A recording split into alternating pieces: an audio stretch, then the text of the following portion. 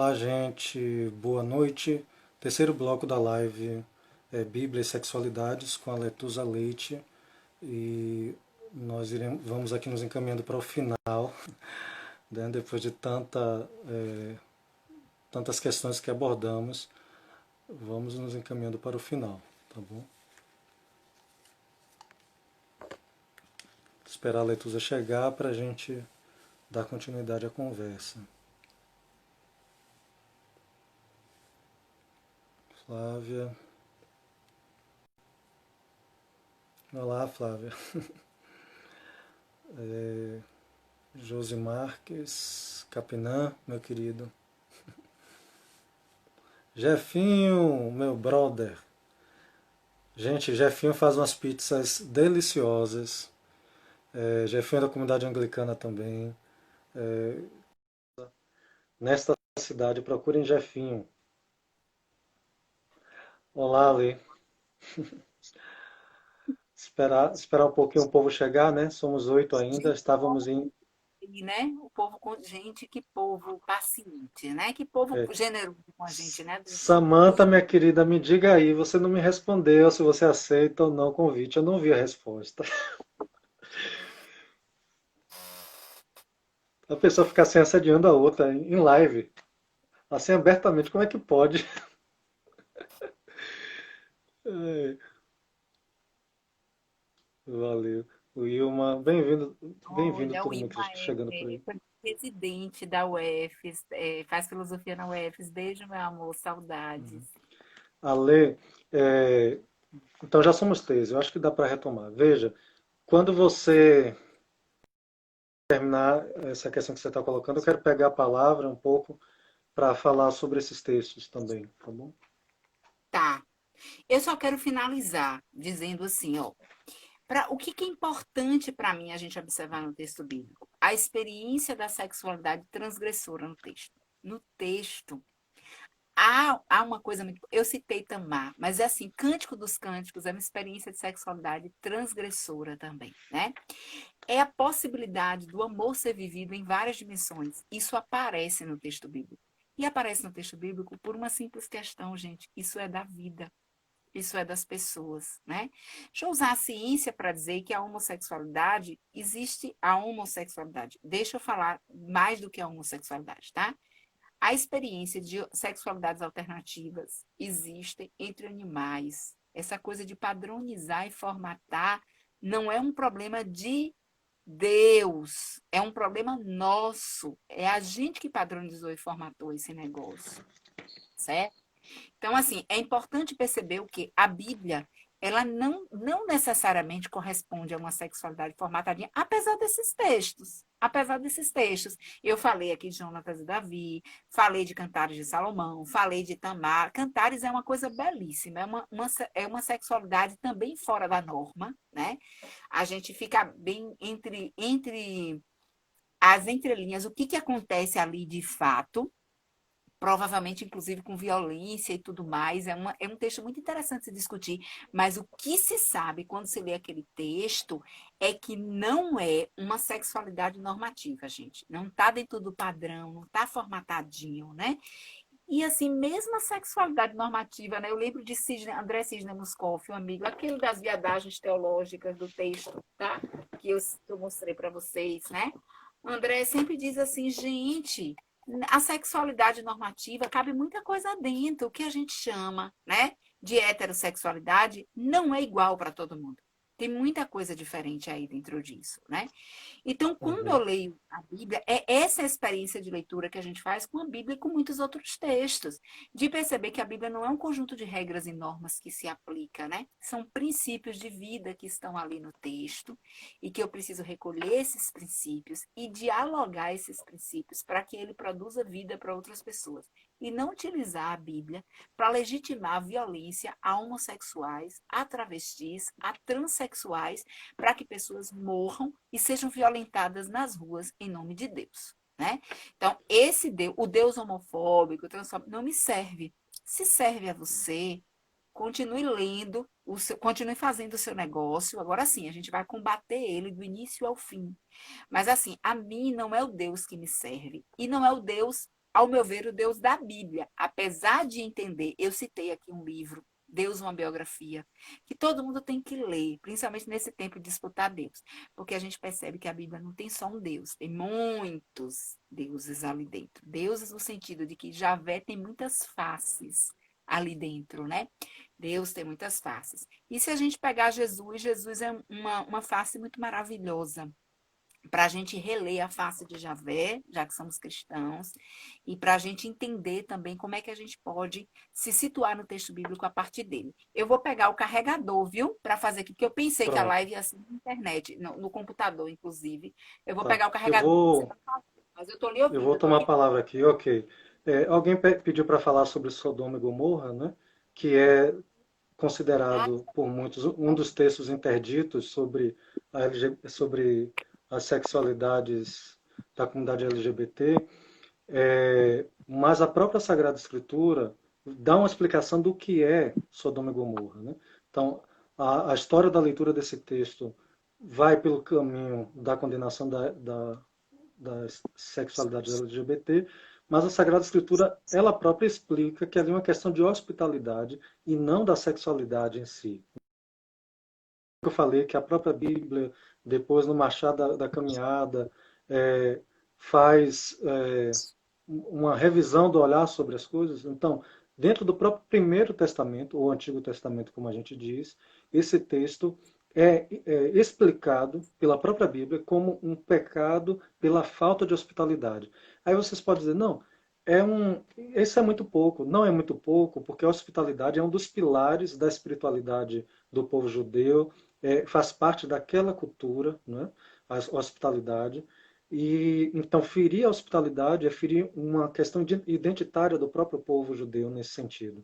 Então, ali, mas por que que falaram que é a questão da homoafetividade, o pecado ali? Porque aparece a palavra conhecer, que para o sentido bíblico tem a ver com intimidade, relação de corporeidade, inclusive, né, a questão da sexualidade, mas o próprio texto bíblico desmente essa interpretação que a gente traz na história da leitura do texto na igreja cristã, né, nas diversas igrejas cristãs. Isso é uma coisa.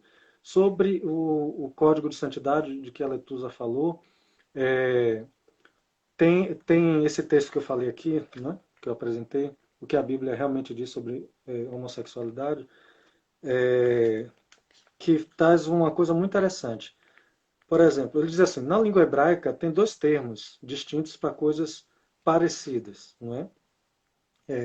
Toevá e zimá.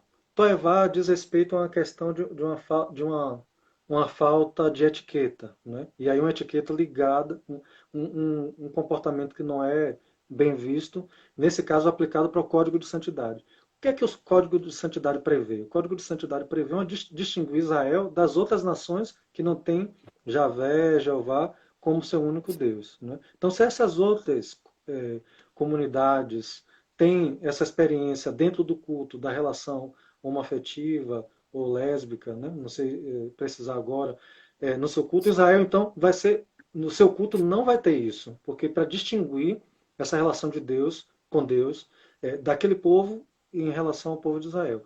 E aí a palavra que é usada é toevá, não é? Nesse contexto aí do texto bíblico. E aí o autor diz assim, se fosse usado zimá, seria outra coisa. Zimá é quando algo é visto como mal em si próprio. Entende? Então, a relação homoafetiva tem um interdito naquele contexto do culto, não é? Do culto, porque nas culturas semíticas, como a Letusa falou bem no iníciozinho lá, né, Ale?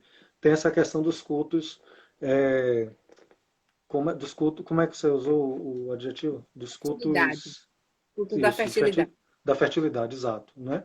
Então, o autor diz isso, ó, zimar, se fosse o termo aplicado ali, aí sim, diria de uma interdição à prática, seja qual for o contexto, né? Aí ele vai explicar muito mais, mas eu queria concluir só nesse aspecto falando o seguinte, é, tem coisas que a igreja cristã decidiu sem que estivesse explicitamente expresso no texto bíblico, né? Um exemplo é a própria questão da escravidão, né? Não tem nenhum texto taxativo que condene a escravidão. Não é? Tem ali Paulo que diz, olha, recebe Onésimo aí, não mais meramente como seu escravo, mas como irmão. Mas Paulo não está fazendo uma... Necessariamente. deslegitimando. Paulo não está É, deslegitimando a escravidão, está dizendo, olha, ele não é só seu escravo, hoje ele é teu irmão na fé. Né? É um, não pensem também que isso é pouco, porque isso é uma brecha já para muita coisa naquele contexto. Né? Mas aí, por que que a igreja cristã, em determinado momento, entendeu que a prática escravocrata era a obscenidade diante da Sagrada Escritura, diante de Deus? Era algo abominável, não é? Por causa dos grandes valores que estão costurados da Bíblia de cabo a rabo, não é?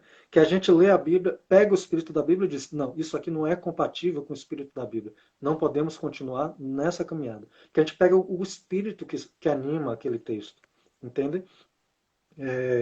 E aí a gente vive. Aí eu digo isso para poder falar uma outra coisa.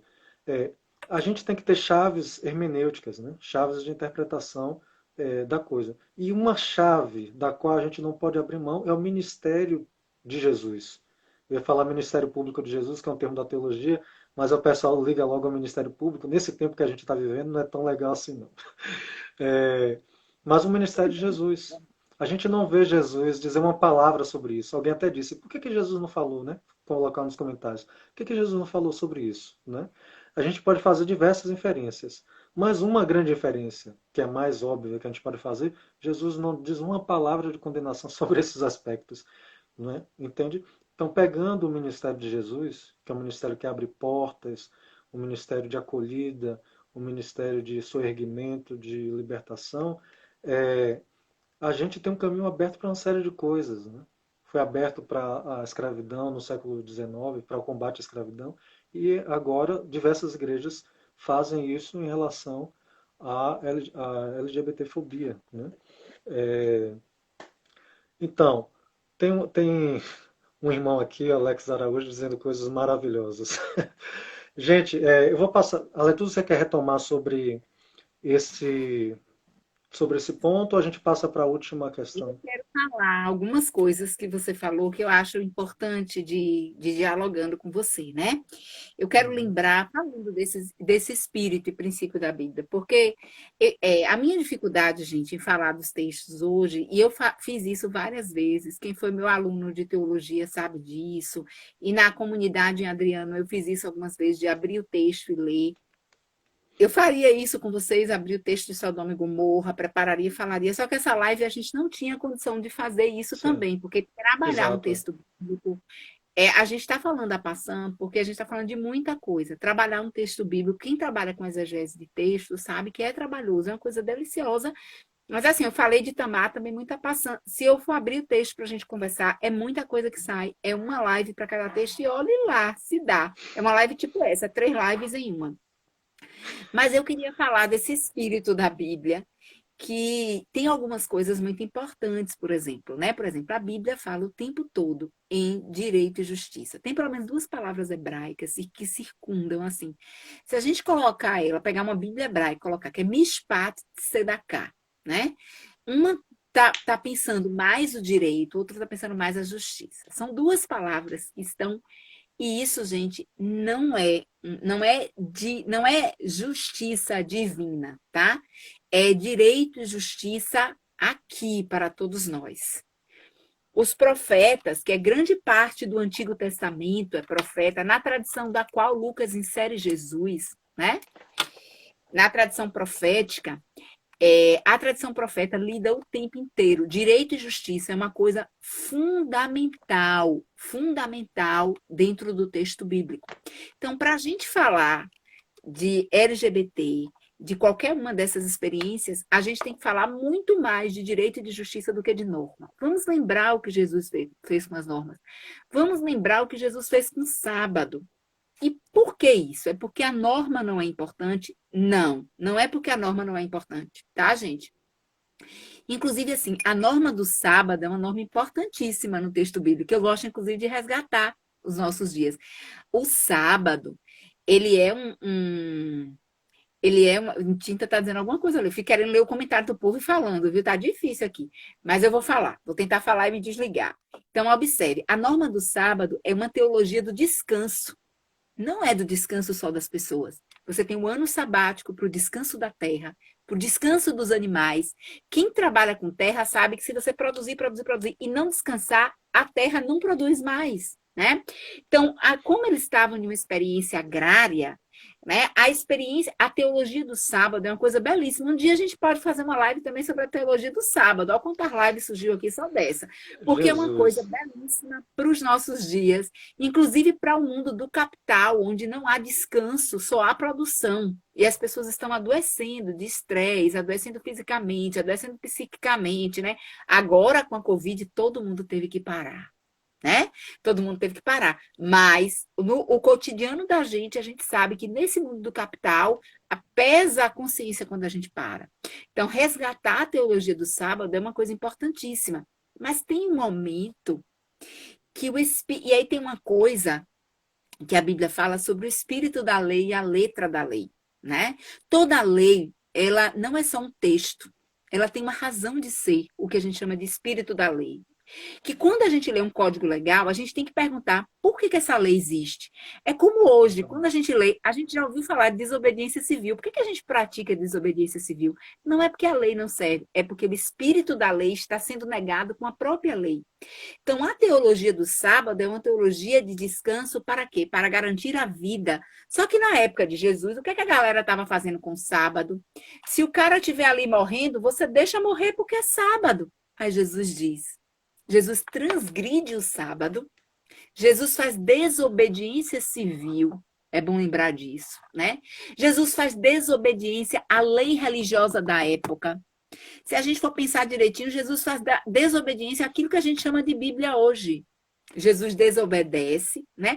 Porque citar versículo para a Bíblia, galera, vamos lembrar que o diabo citou quando foi tentar Jesus, porque está escrito. É assim que o diabo tentou Jesus, né? Então não vale ficar, peraí, se você vai citar versículo, aí eu vou dizer, você tá igual o diabo, querendo citar versículo para ficar, porque não é assim que você usa o texto. Jesus transgride. Por que a gente não lembra que Jesus transgride a lei da época, a lei religiosa, né? Ele transgride porque ele quer fazer, apesar de transgredir a letra da lei, ele quer manter o espírito da lei, que é o quê? Que é cuidar da vida humana. Então, no sábado, ele cura o paralítico lá da porta do templo, né? Do poço de Betesda. Então, assim, é bom lembrar que essas coisas acontecem no texto bíblico, né? Então, nós precisamos estar atento no texto, não às normas, mas ao espírito que move as normas. E o espírito de justiça, eu quero lembrar que o espírito do direito, o espírito da justiça, o espírito da celebração da vida, né? O Deus do texto bíblico é o Deus da vida. Qualquer Deus que produza morte, ele precisa ser questionado à luz da Bíblia, gente. É preciso perguntar por uma palavra que produz vida. A mesma coisa é a palavra de Deus. A Bíblia é a palavra de Deus. Ela é quando ela produz vida. Quando ela produz morte, não é. Ela não foi palavra de Deus quando ela foi usada para escravizar índios no Brasil. Não foi palavra de Deus. Porque vamos lembrar que o processo de colonização foi feito aqui com cruz de uma mão, né? Foi feito com a cruz de uma mão. E a gente não deve se esquecer disso. Era a catequização dos índios para colonizar os índios, né? Estuprando as índias e catequizando os índios. Então, não vamos nos esquecer disso. A palavra de Deus, e aí vamos lembrar, só para finalizar, Adriana, essa parte, vamos lembrar da palavra de Deus dentro da Bíblia. A palavra de Deus em Gênesis 1. A palavra de Deus em Gênesis 1 é a palavra que traz vida a todas as coisas. A palavra no texto bíblico é da variável, palavra de Deus. A palavra de Deus lá da variável no texto bíblico, ela vai fazendo a vida acontecer. Fazer a vida acontecer não é aparecer, gente. Não é criar o firmamento, não é criar de uma maneira que haja subsistência. Observe que quando Deus cria o ser humano, já tinha todo um ambiente possível de vida ao ser humano. Por que o ser humano é o último a ser criado no texto? E eu não estou dizendo que cientificamente o ser humano é o último a ser criado, que a Bíblia prova. Eu estou dizendo a leitura teológica que está ali. A leitura teológica é, Deus não criou só o ser humano, ele criou o ser humano para viver em abundância, para desfrutar do mundo criado por Deus e para cuidar, tem lá a palavra cuidado, e para cuidar do mundo criado por Deus. E a palavra de Deus é essa palavra, é a palavra que cria para a vida, para o desfrute da vida e para o cuidado da vida. Se a gente for observar o vale de ossos secos, né, o espírito que sopra e traz vida a todas as coisas, são tantos textos, a gente vai falando e vai lembrando, então é bom lembrar quando nega a vida, quando produz morte, quando produz todo o sistema de morte, né, que vai da opressão à violência, seja do racismo, que está sendo tão discutido nesses tempos, né, necessariamente discutido, seja do machismo, estamos aí no tempo da Covid com a violência doméstica seríssima e muitas vezes legitimada pelo machismo bíblico, né, por uma forma de ler Bíblia, né, seja qualquer um outro tipo de violência contra o ser humano, está distante de ser palavra de Deus e de produzir vida. Então, não venha para cá me citando o versículo como o diabo fez quando tentou Jesus, tá? Não é suficiente.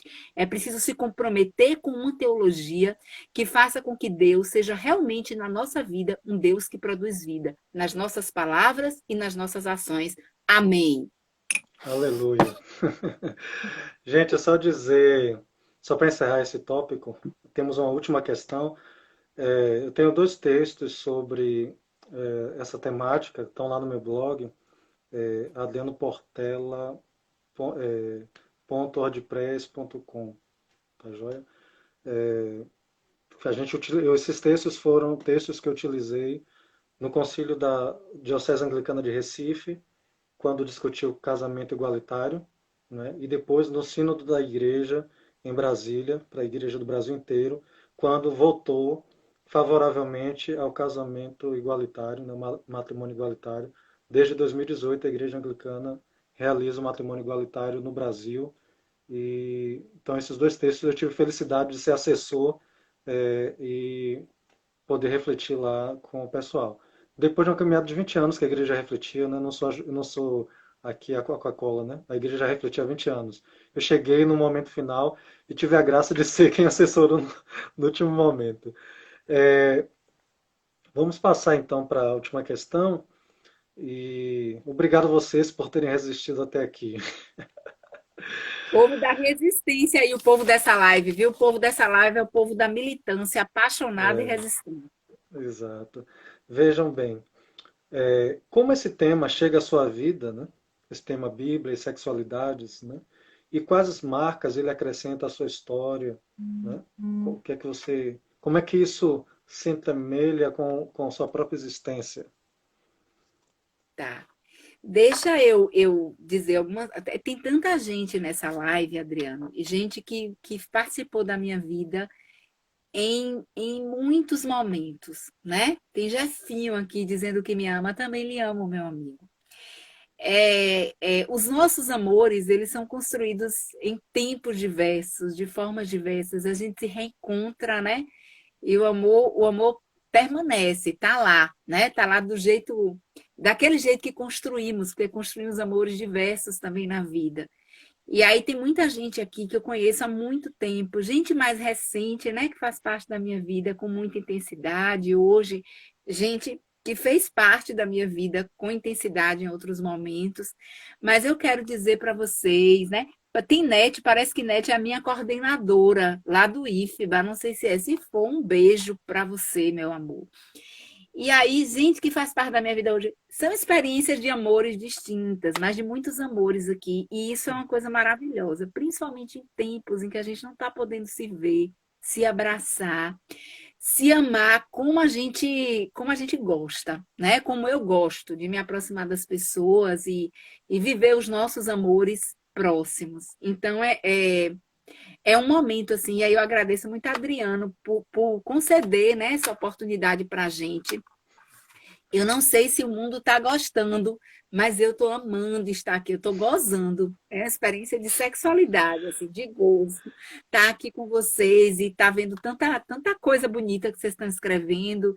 E vocês também, muita gente aqui muito maravilhosa, que me ensinou também, me ensina todo dia a ser a pessoa que sou. Então, um beijo para todo mundo. E agora eu vou falar da pergunta de Adriano, né? Deixa eu só registrar a presença do GRUD, Registro. né, que é o grupo aqui de Feira de Santana que trabalha com a discussão LGBTI, né, na cidade, e com ações e com reflexão, né? Então, obrigado pela presença e de tanta gente maravilhosa. Muito obrigado. Por O favor, povo aqui é um Aletusa. povo maravilhoso. Então, ó, como é que o tema da sexualidade chega na minha vida? Sexualidade bíblia, né? Porque ele, primeiro assim, eu sou uma mulher, né? Primeira coisa a dizer é isso. Decidi ser teóloga, fiz teologia, comecei o meu curso superior de teologia aos 16 anos de idade, em um seminário teológico batista. Vim de uma igreja, né, no interior de Morro do Chapéu. Quer dizer, eu comecei a minha vida com a igreja aqui em Feira, na Igreja Batista do Sobradinho. E depois eu fui viver minha adolescência toda de igreja. Na igreja do interior tem poucas pessoas, então a gente faz de tudo na igreja. Então, eu fazia na igreja de varrer o chão, de limpar a igreja mesmo para acontecer os eventos e tal, a pregar na igreja. Já pregava. Inclusive, assim, a igreja é muito responsável por desenvolver em mim uma habilidade de falar em público. Eu aprendi isso na minha comunidade de fé lá, né? E aí eu fui para o seminário aos 16 anos de idade, fazer teologia quando eu terminei o meu segundo grau, né? Foi o meu primeiro curso superior. Eu fui fazer teologia. E fazendo teologia, eu me encontrei com a discussão do feminismo, através, inclusive, de Jorge, que é o meu companheiro hoje, né? Que foi o meu professor no seminário, pegou a aluninha. Mentira, a gente se encontrou depois de muito tempo. Não foi lá no seminário, tá, gente? Não foi lá. A gente se encontrou como apaixonados e amantes depois de muito tempo. Mas, assim, lá eu comecei a, a estudar teologia feminista e comecei a participar de uns cursos. Renata tá ali se acabando de rir, eu dizendo que ele pegou a aluninha. E eu, Marcela tá aqui, minha amiga, Vo- que eu Você, amo. Um beijo para você. você fala isso, me coloca em apuros, viu? Eu lhe coloco em apuros, amigo, É, é? não faça uma coisa dessa, não. Eu não estou entendendo porque eu lhe coloco em apuros, mas tudo bem. Eu estou lhe colocando, me desculpe, Ó, amigo. minha esposa está aqui, eu sou professor. Aí você disse que o seu professor pegou a aluninha, aí eu fico no. Agora Ah, sim, eu vou ter uma mas vigilância aqui. eles gostam de pegar as aluninhas. Aí, mas eles são responsáveis, sim, pessoas responsáveis. Estou brincando. Mas observem, então eu comecei a discutir, eu comecei a fazer parte de alguns cursos através de Jorge, que era meu professor, né, que é meu companheiro, e Bianca, um beijo, Bi, para você, que eu amo também, que é da Anglicana, né? A Adriana conhece, nossa amiga pessoal, minha amiga É querida. a próxima live vai ser com ela, inclusive. Sábado que Ai, vem. que delícia! Não percam, ela é maravilhosa, não percam. Bianca é fantástica, já levei no IFE, o povo adora, ela é fantástica. É uma teóloga feminista retada também. E aí nós íamos para os encontros de Elizabeth Fiorenza, né? É Bianca da Ebs o nome dela, Samanta aqui. Quem quiser seguir, segue que vale muito a pena. E aí, gente, a gente ia para os encontros de Fiorenza, aquela teóloga que eu disse que influenciou muito a minha leitura bíblica, que foi quem escreveu esse texto, ó, Origens Cristãs a partir da mulher, tá? Elizabeth Fiorenza foi muito responsável naquela época pelas minhas leituras e pelo meu redirecionamento de olhar. Eu gosto de falar em ressignificância, né? Em como eu fui ressignificando a minha fé como mulher. E assim, falar sobre tudo no feminismo é mais fácil do que falar sobre sexualidade. Aqui para nós, né? A gente é difícil falar sobre muita coisa feminina. Durante muito tempo era difícil falar até da mulher trabalhar fora. Mas isso a igreja foi incorporando, a teologia foi incorporando, a sociedade foi incorporando. Agora, a sexualidade ainda é uma pedra de toque para a gente poder conversar sobre, né? E eu, como mulher, percebia que o meu processo de libertação passava pelo processo de libertação da minha sexualidade, que era forjada nos discursos da fé cristã. E aí, para mim, o exercício de ler os textos, o exercício de me encontrar com essas discussões, de ir para eventos, depois de falar sobre isso, né? Mas de estudar isso, Adriano, foi um exercício de libertação. Por isso que para mim é tão importante falar disso para vocês, né? Porque eu tenho a esperança de que as nossas discussões e as nossas falas aqui abram portas de libertação para muitas mulheres e homens que não vivem a sua sexualidade de uma forma normativa.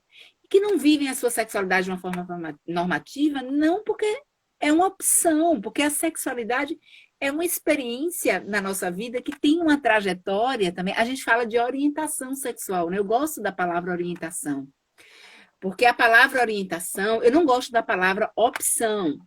Porque parece que um dia a gente acordou e decidiu ser hétero, e o outro dia o outro acordou e decidiu não ser hétero, ser outra coisa, né? Ser bi, poli. Eu não acho. Eu acho que a decisão passa também por algum momento da nossa vida, não estou negando isso e nem negando o direito de decidir, tá bom, gente? Mas eu penso que existe uma trajetória muito grande até chegar aí. E nós vivemos muitos dilemas. Eu acompanho adolescentes, jovens há muito tempo, vivendo dilemas na sexualidade, de muitas vezes querer se suicidar.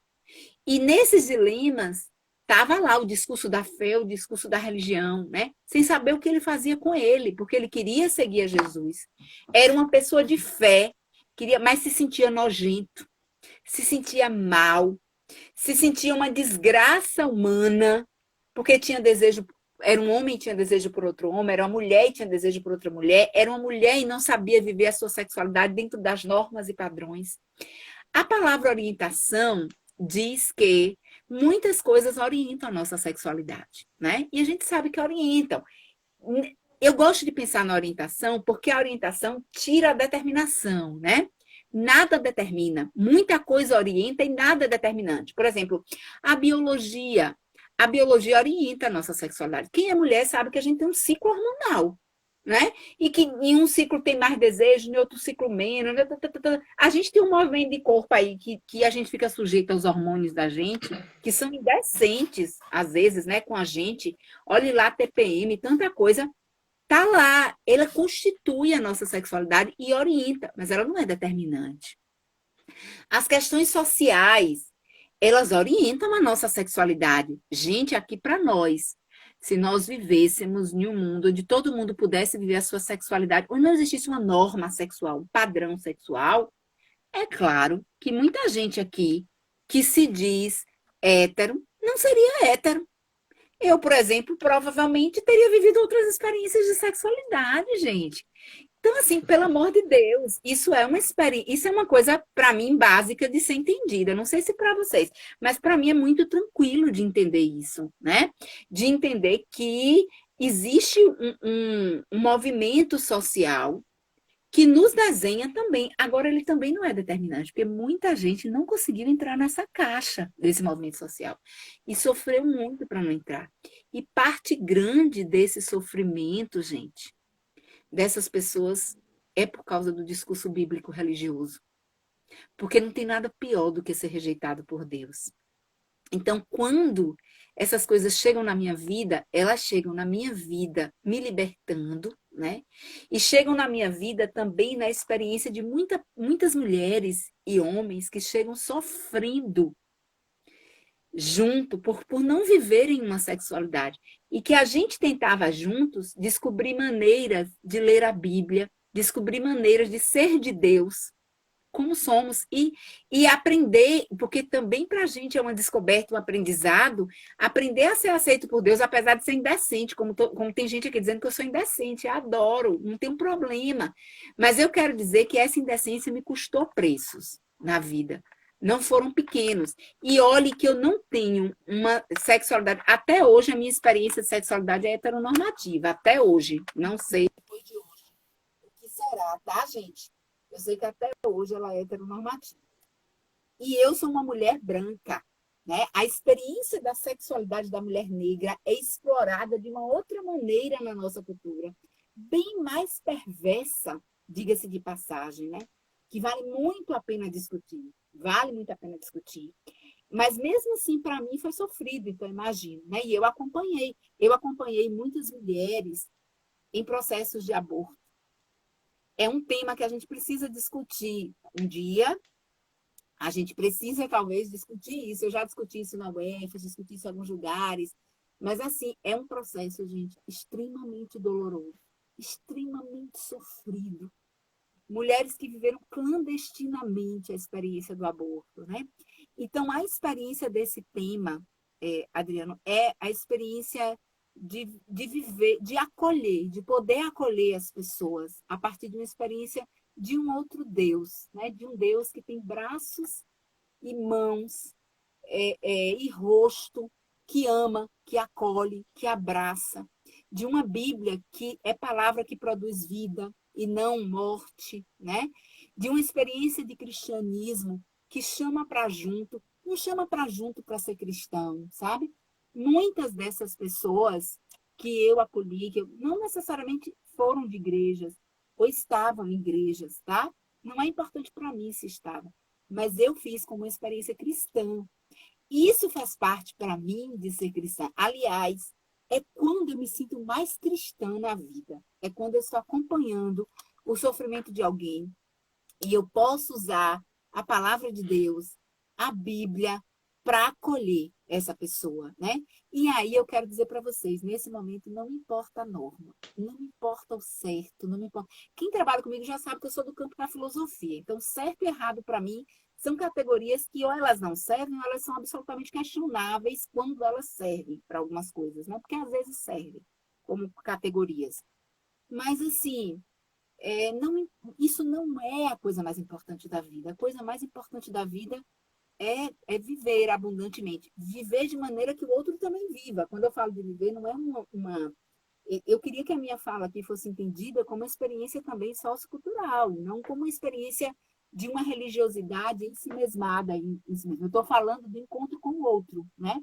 Me encontrar com essas pessoas foi me encontrar com Deus e foi poder servir a Deus. Servir a Deus não é necessariamente para mim estar na igreja, tá? Servir a Deus para mim foi poder, como mulher, acompanhar a experiência de sexualidade de muitas mulheres e homens sofridos, né? Muitos alunos meus que eu nem sabia, eu dei aula de teologia em seminários durante muito tempo falando essas coisas. Depois eu fui expulsa de todos, nunca mais fui chamada por um, demitida de outros. Foi toda a minha história assim. Zósimo sabe contar isso. Zósimo, se ainda tiver aí, ele sabe contar essa história. Então, assim, não se sabe por quê, né? O pessoal me demitia do seminário, gente, falando essas coisas tão bonitas. E aí, assim, essa experiência, assim, de meus alunos às vezes chegarem para mim, eu nem sabia os dilemas que eles estavam dizendo, mas eles olharem para mim e dizer, Pro, suas aulas foram tão importantes. Eu tive um aluno, né, que depois de muito tempo, ele chegou para mim, ele morava no mesmo prédio que eu. Eu não posso dizer o nome aqui para vocês. Mas assim, ele chegou depois de muito tempo e disse para mim assim: Ale, eu sou gay. E você é uma das pessoas responsáveis por eu poder me assumir. Ele foi meu aluno de teologia durante anos. Ele estava ali, eu encontrei ele noivo, sabe? E vivendo o dilema de como que eu era gay e como que eu estava fazendo teologia para ser pastor, né? E ele é um menino lindo, um ser humano lindo, né? Que eu conheço, a gente partilha a vida até hoje. Então é isso, essa experiência de como que esse tema chega e como que esse tema acrescenta a minha vida é assim, amigo. É desse jeito aí que eu falei para você. Você foi falando aí, eu fui me remexendo aqui por Tá dentro, baixinho porque aqui, tá baixo. tá Me escuta baixo, não melhor? sei o que foi. Espera aí, um momentinho. Melhorou? Não, acho que é É alguma só me coisa escutar. no meu, mas tá dando para eu ouvir. Tá Tá. dando para eu ouvir, tá dando para eu ouvir. É, você foi falando aí, eu fui pensando aqui tanta coisa a partir de minha própria vida, né? Porque são caminhos diferentes, mas quem resolve assumir essas perspectivas depois sabe que tem perdas, né? Como você falou. E aí fui lembrando, e eu tenho que dizer isso, né? Como pastor, né? Como presbítero, fui me recordando do encontro que eu tive com mulheres que abortaram, com pessoas LGBTs. O sentimento de rejeição, né? É algo que desestrutura qualquer ser humano, né? E quando essa rejeição é ainda em relação a Deus, né, esse sentimento de rejeição de Deus, isso é mais desestruturante ainda. Nossa vida perde por completo o sentido. Né? Toda a desgraça do mundo é a falta de amor ou a presunção de não ser amado. Né? Então, quando essas pessoas carregam o sentimento de rejeição, de que não são amadas, né? Isso é um estrago na vida da pessoa.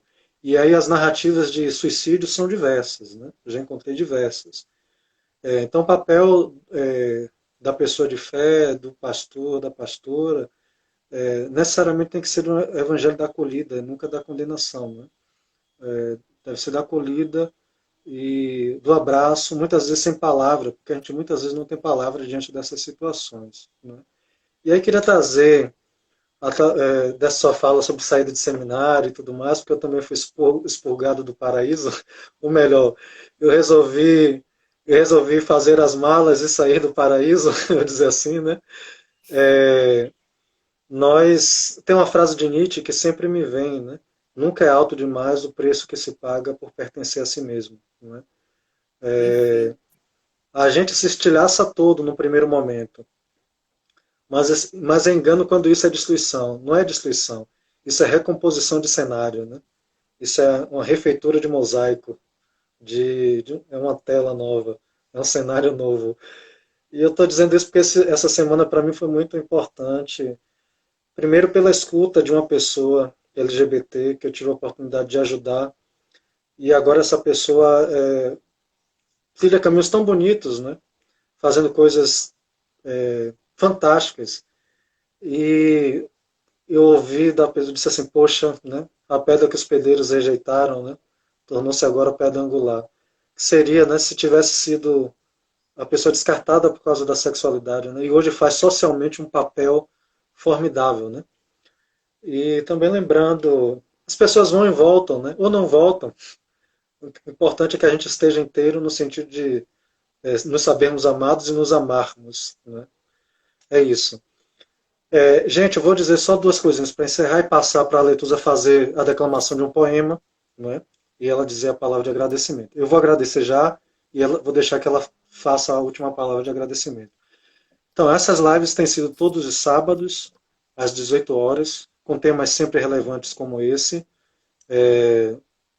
Já falamos sobre negritude, sobre psicologia e religião, uma série de coisas. Essa série toda está muito interessante. Procurem lá o canal, vejam aqui no meu perfil do Insta.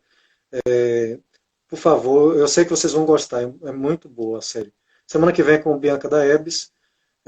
Provavelmente a gente vai falar sobre espiritualidade, cultura, contemporaneidade, um pouco reconhecimento, a vivência da espiritualidade, não só dentro das igrejas, né, mas também nessa relação com a cultura, com a sociedade. As pessoas refizeram o modo de viver a espiritualidade e é necessário que a gente reconheça isso e dizer da gostosura que é isso, né?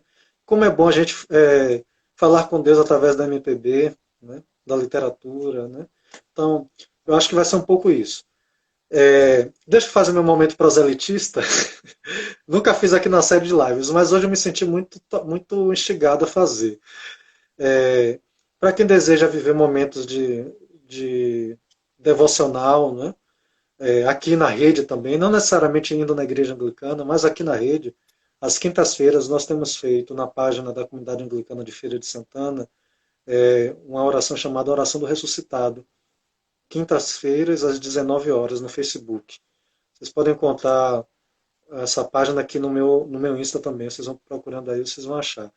E pretende ser um momento de pausa no dia, né, às 19 horas, para a gente relaxar.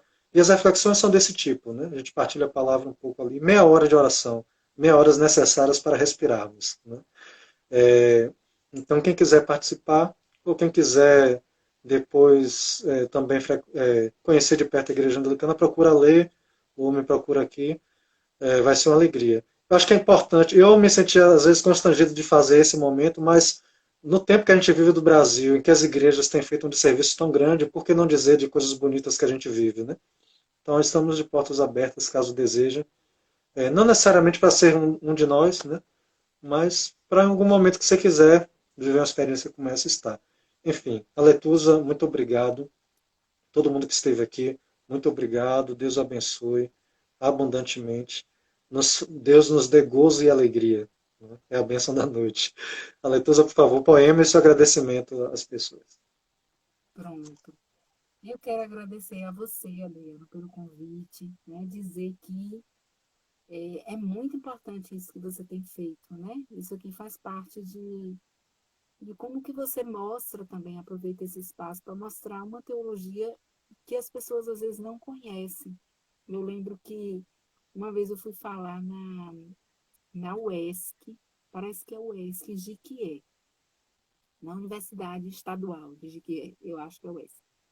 Ou é o UESC ou é o UESB, não lembro. E aí eu fui falar lá sobre alguma coisa de sacro e profano, uma coisa assim, eu não lembro a temática especificamente.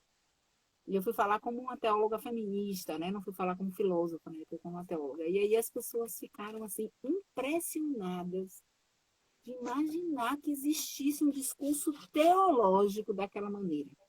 De entender também o que é o discurso teológico, né? Que às vezes as pessoas acham que o discurso teológico é a fala da igreja. E às vezes a fala da igreja nem é teológica. Mas assim, e esse canal que você abre é essa oportunidade das pessoas se encontrarem com a outra teologia, com a teologia que dialoga com a cultura. Sei que você vai trabalhar a temática semana passada mais específica, mas tudo isso aqui que a gente tem feito é teologia e cultura, né? De uma teologia que trabalha com uma militância, né? De uma teologia que entende que o espaço da fé é o espaço da luta por um mundo melhor, por um mundo diferente, né? A teologia latino-americana, ela se inscreve nisso. A teologia bíblica profética é essa teologia, né? Movimento sem terra, movimento sem teto, está tudo lá no profetismo, né?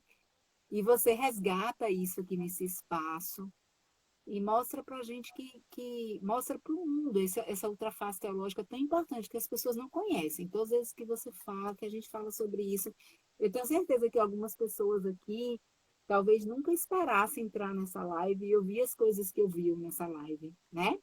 Porque quando pensa Bíblia e sexualidade, não pensa nada disso que a gente está conversando. Então, agradeço muito a você. Agradeço muito a cada uma, a cada um de vocês, meus alunos, minhas alunas queridas, minhas amigas, meus amigos queridos e queridas, as pessoas que não me conheciam, que entraram aqui por carinho Adriano, por curiosidade com o tema, porque já tem acompanhado as lives e sabe que vai ser bom, né? Eu agradeço demais. Foram quase, eu não sei nem quantas horas de live, mas eu acho que foram mais de 2 horas de live aí que a gente está. E aí vocês foram, Estamos assim, quase fechando peças, 3 horas. quase fechando 3 horas, três. É incrível, né? As pessoas estão aguentando a gente, mas eu agradeço muito a cada um de vocês pelo carinho, por cada palavra, tá? Desejo muita saúde, força e esperança nesses dias, né? Que a gente seja responsável eticamente esses tempos, com nós mesmos, com os outros, e que a gente não perca a esperança, que tudo vai melhorar, e que a gente não perca a força para lutar, para que tudo melhore, né? E eu vou concluir com os Salmos feminista de Nancy Cardoso Pereira, Salmo da Mulher que Aborta. Deus, tu me sondas e me conheces. Sabes quando me assento e quando levanto. Penetras de longe o meu pensamento. Examinas o meu andar e o meu deitar. Mas vê bem, sou uma mulher. Sabes quando desejo e quando choro? Sabes quando menstruo e tenho cólicas? Penetras de perto as minhas carnes? Sabes quando faço sexo e vou gozar? Examinas minhas tabelas e minhas contas? Sabes quando engravido e quero ser mãe? Sabes quando engravido e decido abortar? Não. Deus, não é soberbo o meu coração, nem altivo o meu olhar. Não ando atrás de grandes coisas, coisas grandes demais para mim. Só quero que me conheças, me penetres sem me esmagar, me examines sem me espreitar. Sim, não vou calar meus desejos, nem desistir de me afirmar. Colo e repouso encontrar em ti como uma mulher que aborta nos braços de uma amiga. Nancy Cardoso Pereira. E aqui eu concluo. Beijo para todo mundo. Beijo, gente. Um abraço, obrigado. Boa noite, bom domingo.